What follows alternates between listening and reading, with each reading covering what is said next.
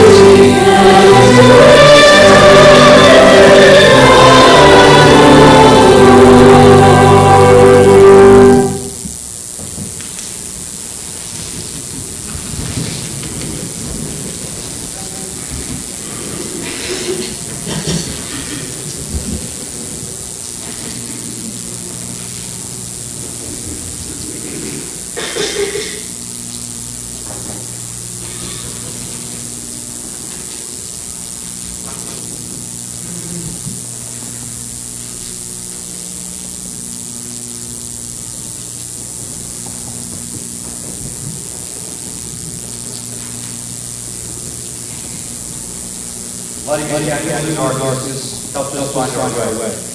In darkness is the direction. We cannot see where we have been or where we are going. A single candle flickering brightly helps us find our way again. Stir up your light and come to save us. Restore us, God. Let your face shine that we may stay safe.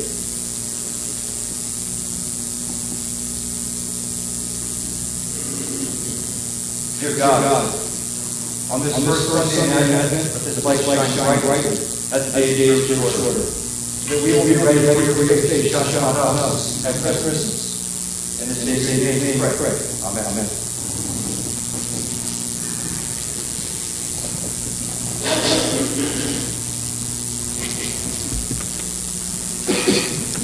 Join me in the opening prayer. O God, our Father, you have brought us again to the glad season when we celebrate the birth of your Son, Jesus Christ our Lord.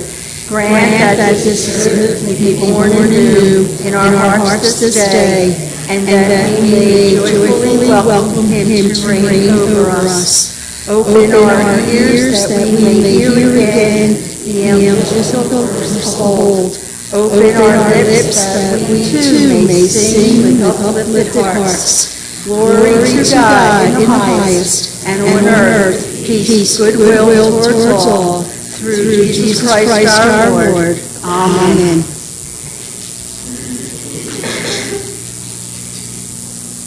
And Bill and Jean and Debbie coming up to share bright spots this morning.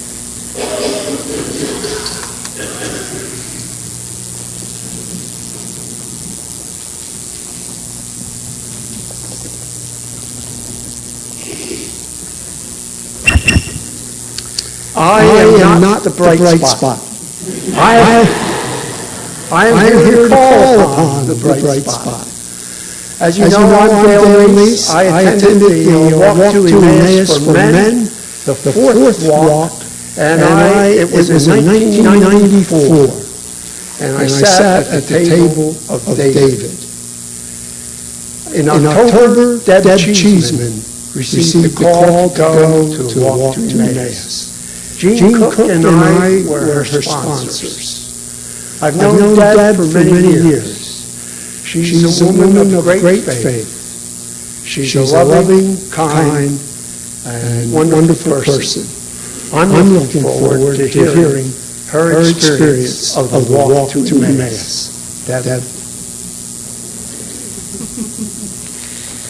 When Pastor asked me to share my experience of Walk to Emmaus, while I was there, I kept a journal, and this week I had 3 days off from school before today. It was really nice. But anyway, I took that time to put together what I would say today. And when I finished it, it was 9 pages long. It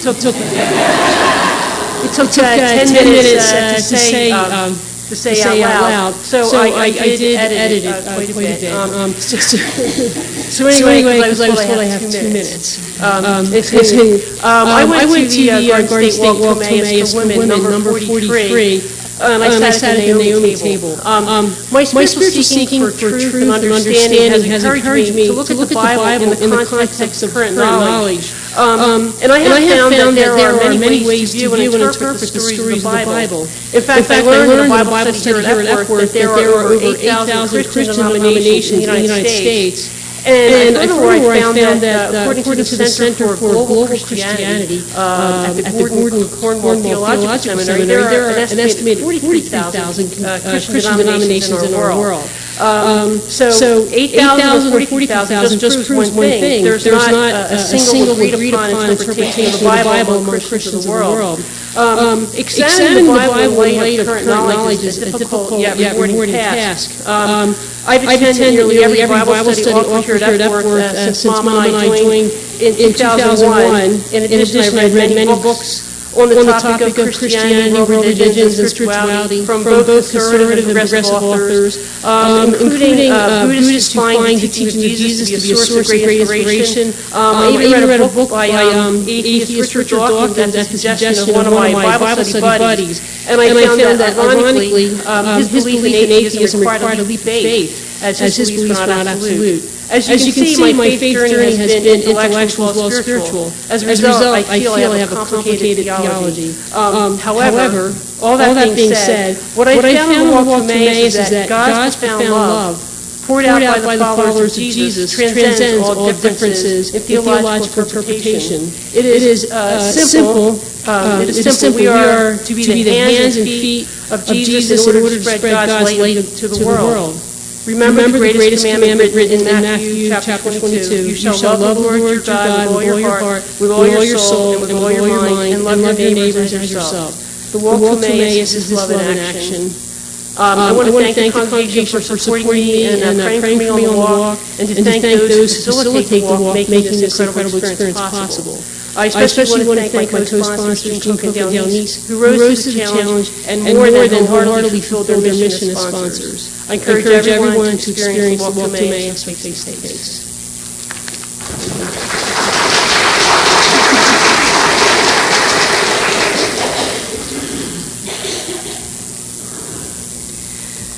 I had a little different experience. I went on a walk number 42 last year, a year before Debbie.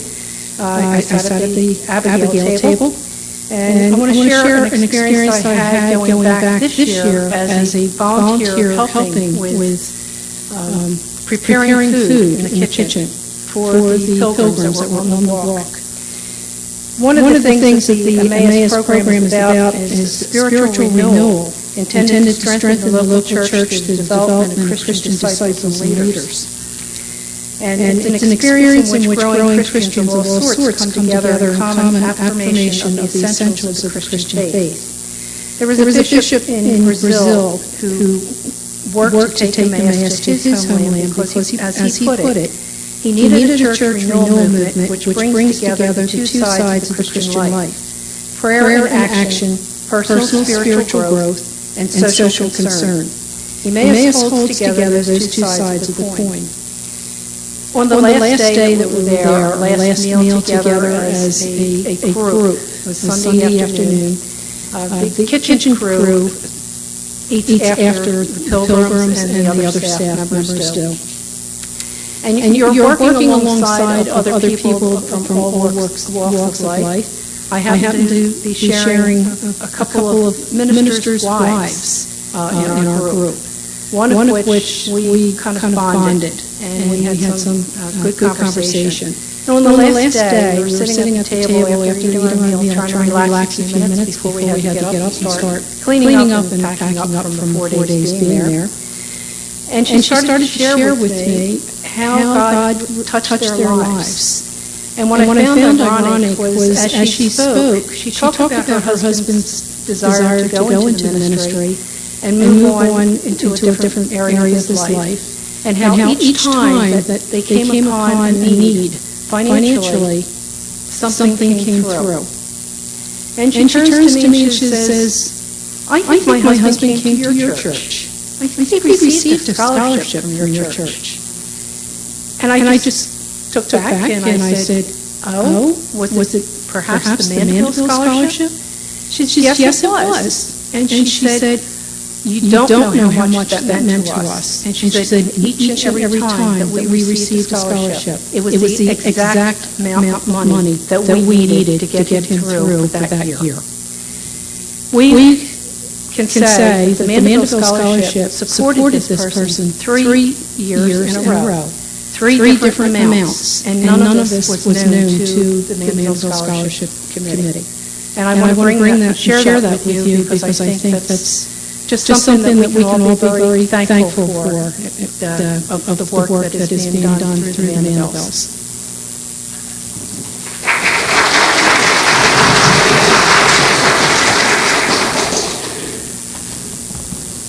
Look at your right spot, and we'll continue to share them as we go along. And my bright spot is being able to spend some time with kids. So I just want to come up for a moment and share some time with me. That'd be awesome.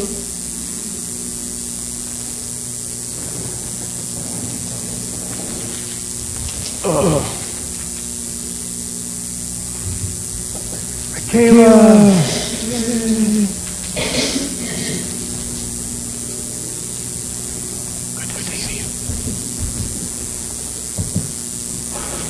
Luke's here.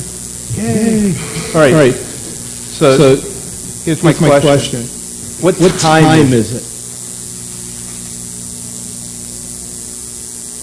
Well, good. That's where I'm heading. So that's good. It's jump right to the punchline. It is the time of Advent. So this is a special time. Now, what is Advent? What do we prepare for during Advent? Christmas. Yeah, we start preparing for Christmas. I did some preparing. If you like look across the street, there's some lights and stuff on there. Yeah, there's a Christmas tree. What else do we have? We got the manger, right? Christmas tree out in the foyer. We got the wreath. We got an Advent wreath. We got candles in the window. We've done all kinds of things to prepare for Christmas. But is Advent and Christmas the same thing? No? What's the difference?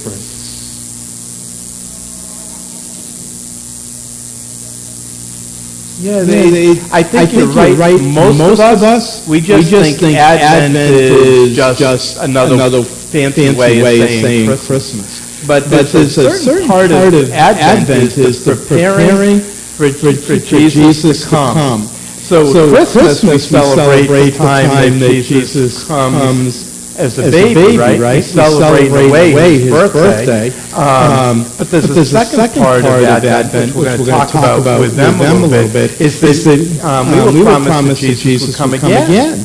So that would be pretty cool, right? If Jesus came again. So that's also all part of this Advent season.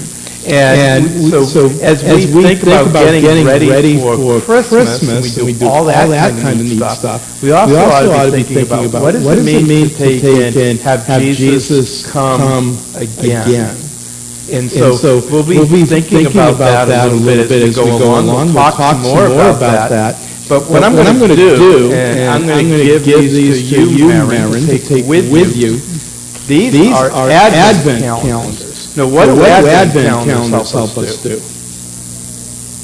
Count the days until Christmas. So I've got a bunch of different kinds here. Once you go to Sunday school, you can pick out which one you want. You're going to share them. Each can get one. And then, so you can start, and it doesn't start until December 1st. So that's later on this week. So you're not going to necessarily open one now. But then you've got to start. Here's number one here. So you got to take and open them. And these have Bible verses in them, I think. So they'll help guide you along the way to get closer and closer when we celebrate Jesus' birth. Okay? So let you take them.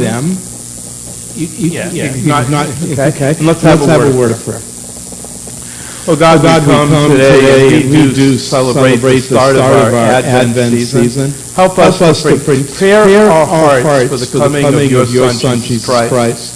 Not just for the other things that get wrapped up in Christmas, but to really take and think about what it means to have Christ come again and come into our hearts. Help us to be ready and waiting for that moment. And we lift that in your Son's name. Amen. Right.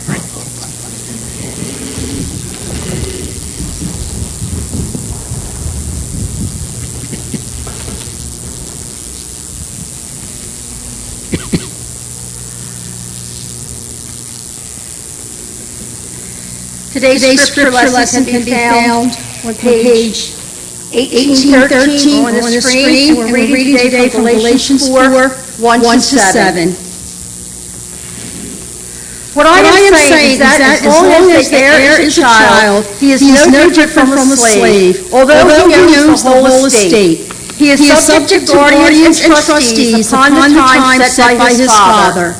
So also, when we were children, we were in slavery under the basic principles of the world. But when the time has fully come, God sent his Son, born of a woman, born under law, to redeem those under law, that we might receive the full rights of sons. Because you are sons, God sent the Spirit of His Son into our hearts, the Spirit who calls out, Abba, Father. So you are no longer a slave, but a son. And since you are a son, God has made also an heir. Let's this reading.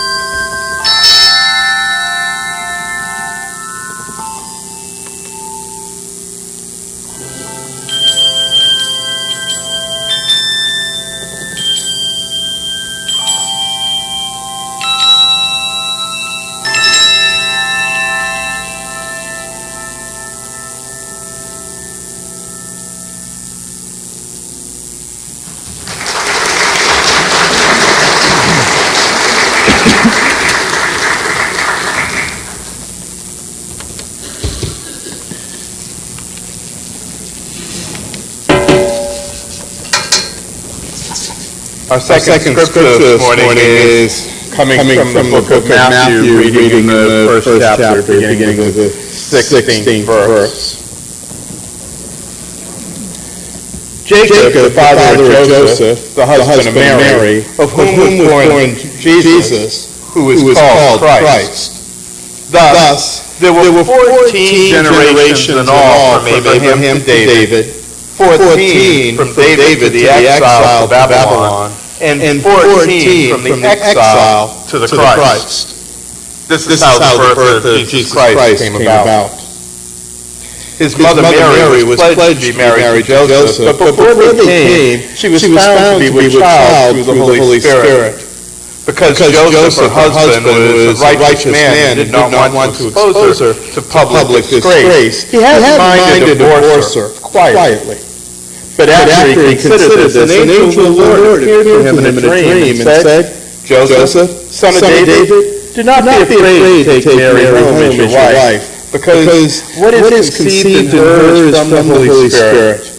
She'll give birth to a son, and you are to give him the name Jesus, because he will save his people from their sins. All this took place to fulfill what the Lord had said to the prophet. The virgin will be with child and will give birth to a son, and they will call him Emmanuel, which means God with us. When Joseph woke up, he did what the angel of the Lord commanded him and took Mary home as his wife. But he had no union with her until she gave birth to a son, and he gave him the name Jesus. The word of God for the people of God. Thanks be to God.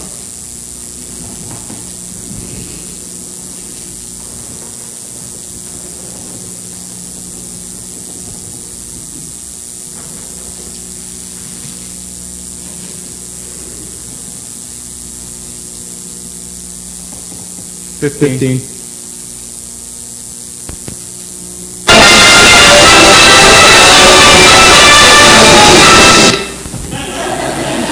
Well, that was awkward.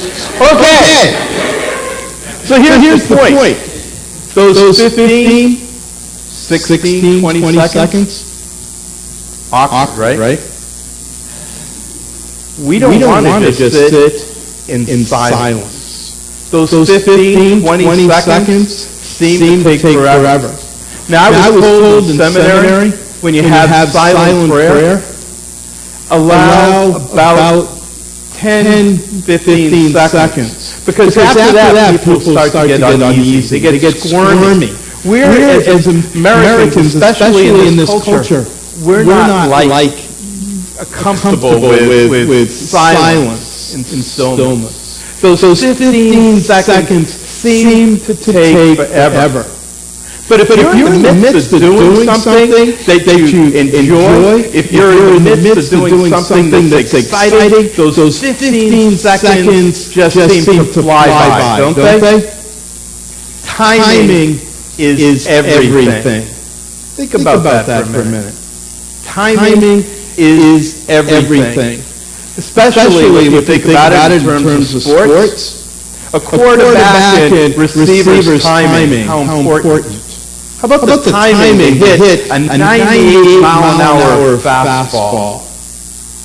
How about the timing that comes down sometimes a race that's decided now in hundredths of a second?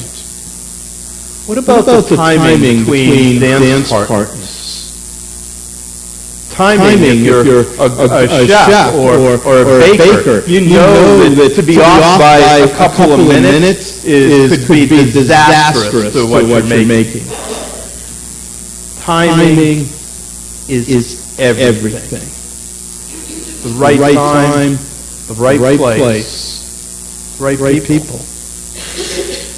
Throughout this Advent season, we're going to be using the miracle of 34th Street as a theme, if you will, throughout our messages. We're going to take and follow the story of this gentleman named Kris Kringle and see how it is that he can guide us to maybe a deeper meaning of this Christmas Advent season.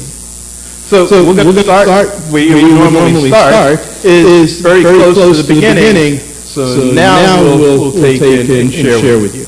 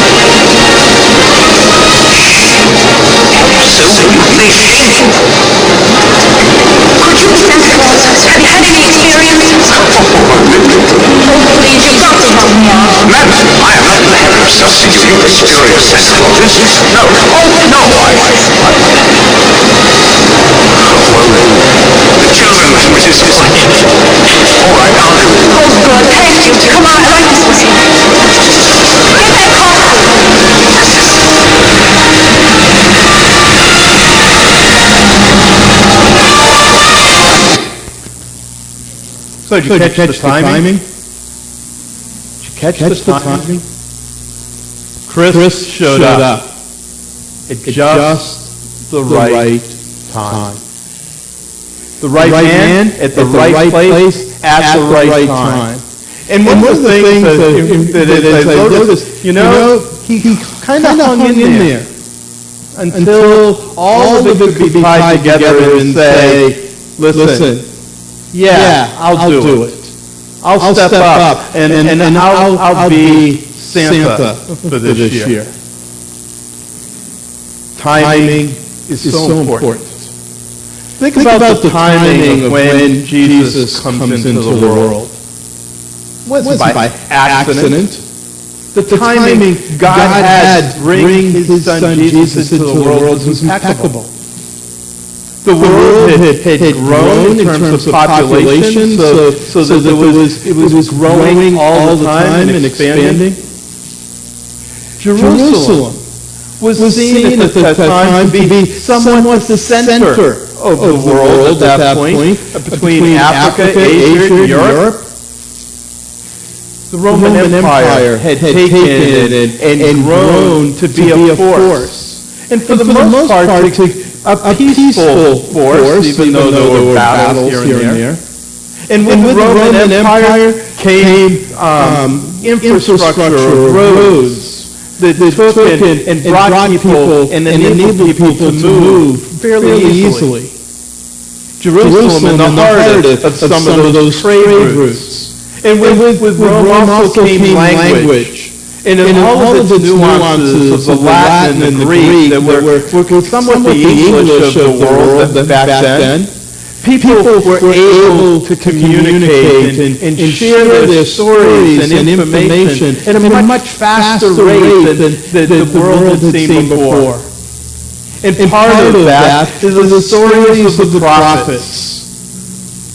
The prophets who hundreds of years earlier had taken and put out all this prophecy about the coming of a Messiah. In fact, people were waiting for this Messiah to come, and they knew those prophecies. And it was in the midst of this that God entered the world as Christ. That broke in, and it was perfect timing. It isn't that we then celebrate this very time of year, this coming of Advent. God breaking into the world as an infant, as we know, born in a manger. It's what this Advent season is, to some extent, a time of preparation.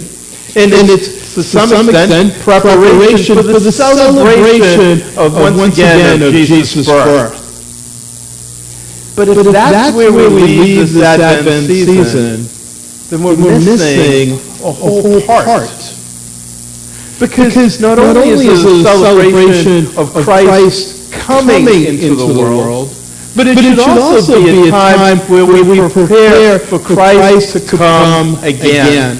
And I think to some extent we leave that whole part out. Not only at Advent, but through most of our journey in faith, is we kind of dwell on all that Jesus did without looking to that point of when Jesus will come again.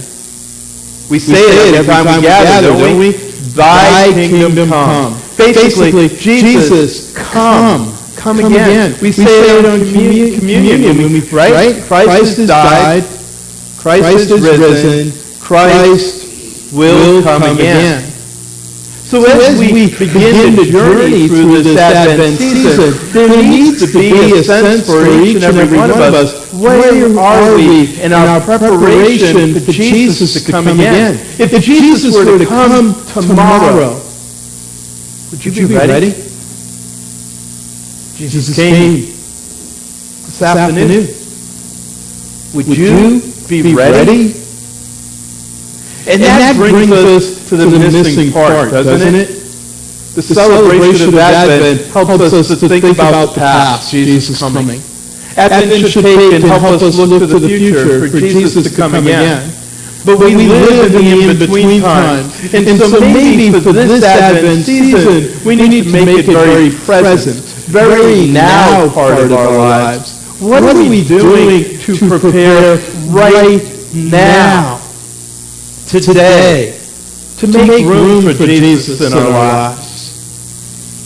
Most of us here, probably to some extent, would make the claim that Jesus is my Lord and Savior. Most of us would say that. But really, how is it that we understand it? How is it that we live it out? How is it that we're doing something every single day to prepare our hearts and our souls for Christ to come again? That's what this light, I think, today is about. Did you catch it?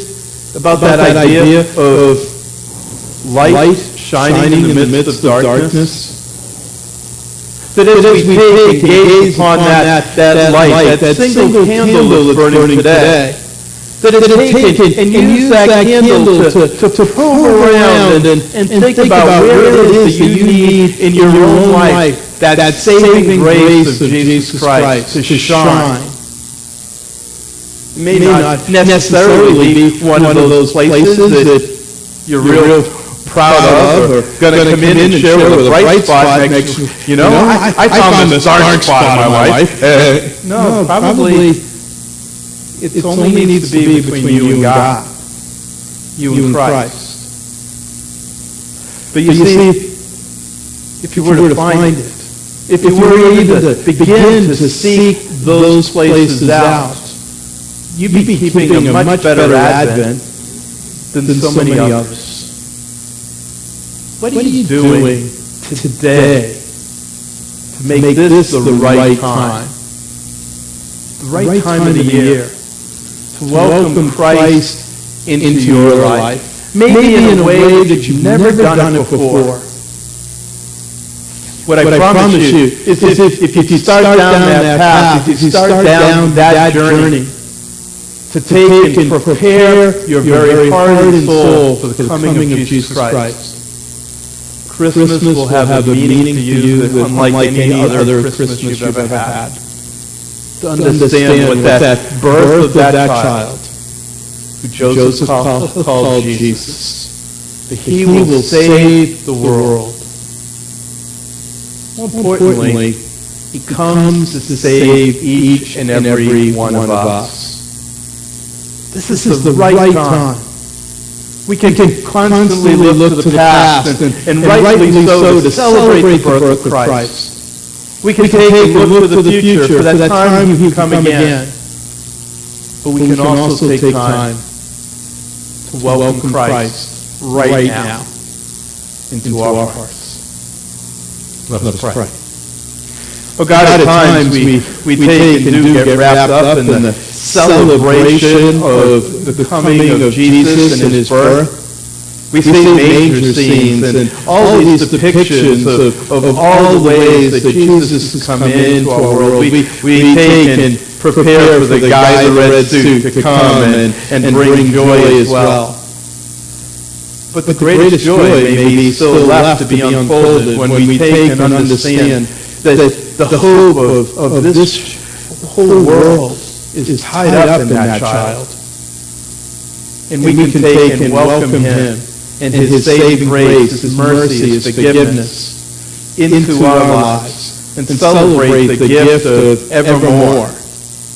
All wrapped up in Emmanuel, God, you are with us. So help us start this journey of Advent. Help us take and allow that light to shine deep within. And help us to face whatever comes without fear, but with thanksgiving of your love that's shown in Jesus Christ, our Lord and Savior. Amen. I'd like you to stand as you're able and let's sing together. Come thou long expected Jesus.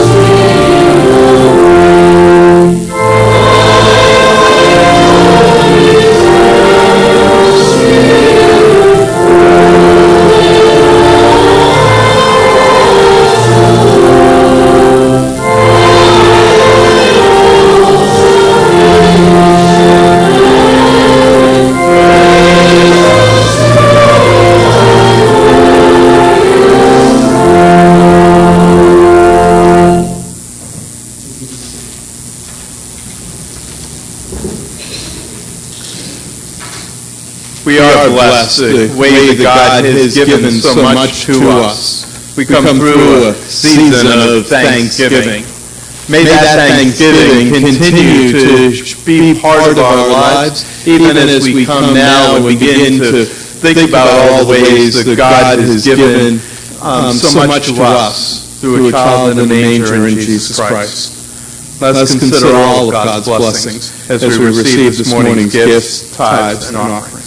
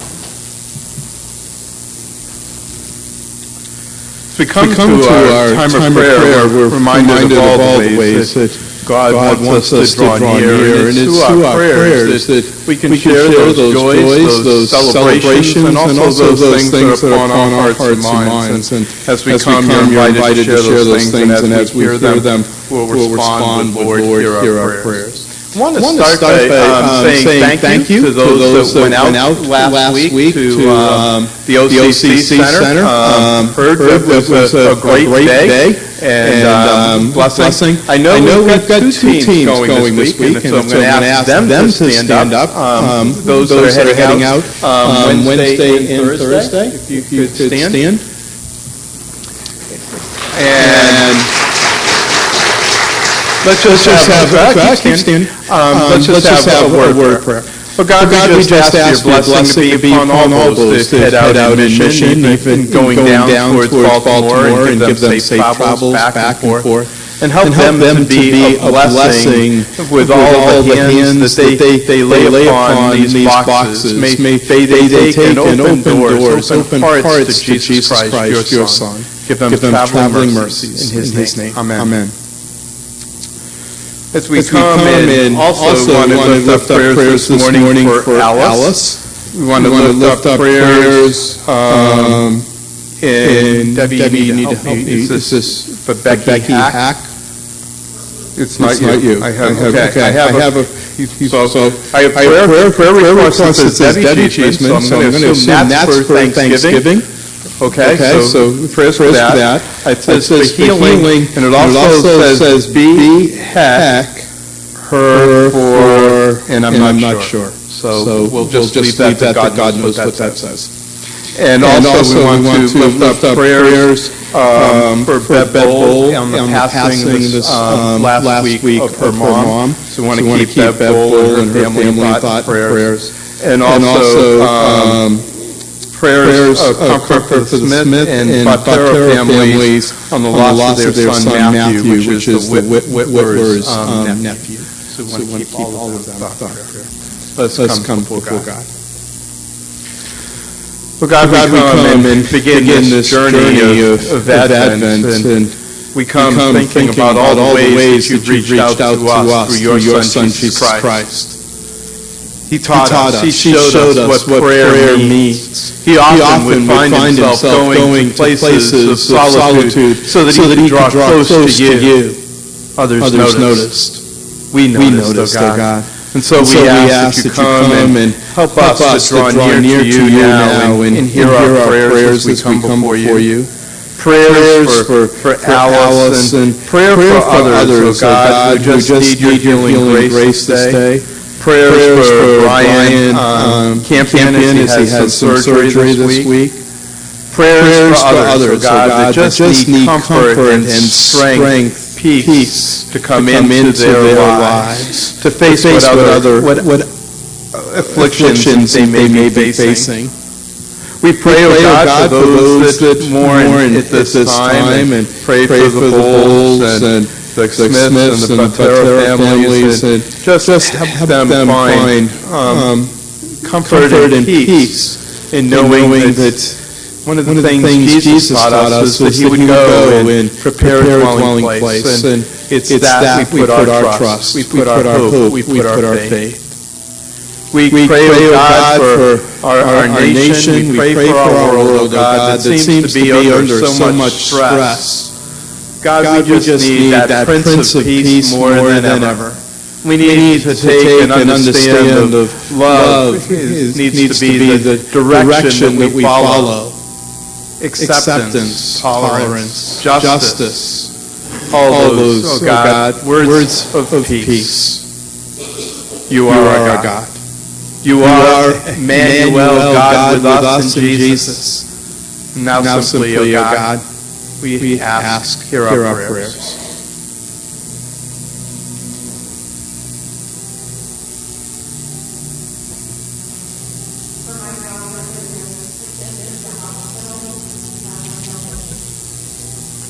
Lord, hear our prayers.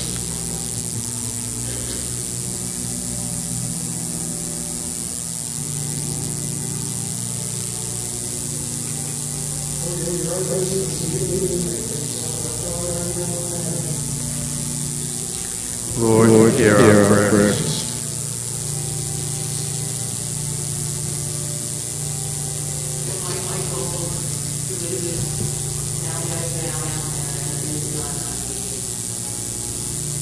Lord, hear our prayers.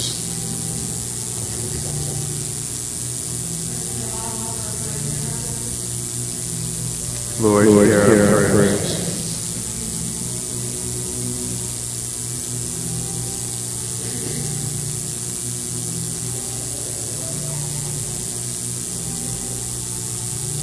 Lord, hear our prayers.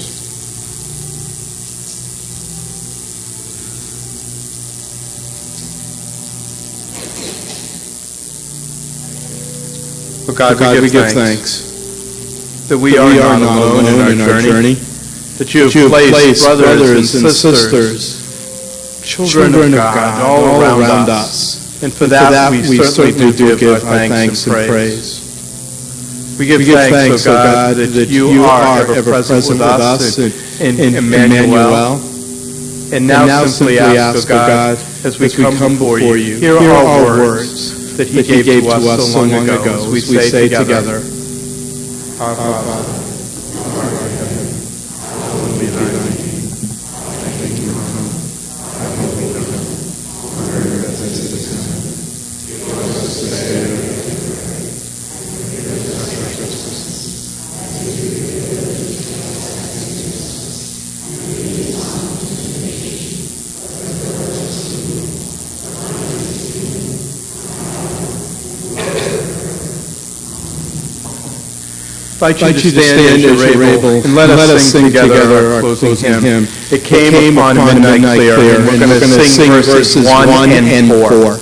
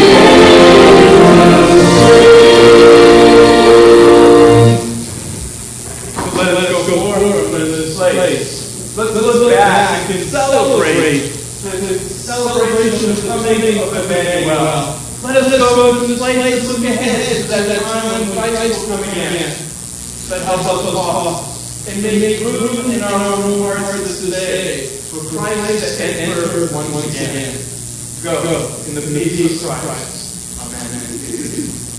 Amen.